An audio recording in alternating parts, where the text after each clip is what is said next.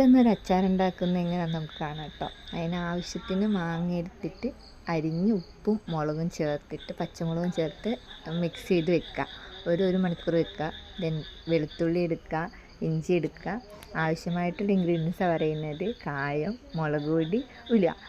ഈ കായവും മുളക് പൊടിയും ഉലുവയും നമ്മൾ 1 മണിക്കൂർ മുമ്പ് അരിഞ്ഞ് വെച്ചിരിക്കുന്ന മാങ്ങയിലിട്ട് ചേർക്കുക.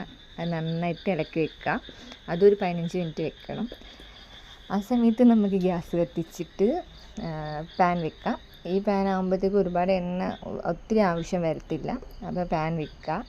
പാനിനകത്തോട്ട് എണ്ണ ഒഴിച്ച് കൊടുക്കുക. അതിന് ശേഷം കടുക് ആവശ്യത്തിന് ഇടുക. ആവശ്യത്തിന് കടുകിട്ട് അതൊന്ന് പൊട്ടി വരുമ്പോഴത്തേക്കും എന്താക്കണം, കറിവേപ്പില ഇടുക. ഈ കറിവേപ്പിലയൊക്കെ ഇടുന്നത് നമുക്ക് ഇത് പെട്ടെന്ന് ആവശ്യത്തിന്. അപ്പം ഒത്തിരി നാൾ വെക്കേണ്ടാത്തത് കൊണ്ട് നമുക്കിതൊക്കെ ഇടാം, അല്ലെങ്കിൽ ഇടാമായിരിക്കും.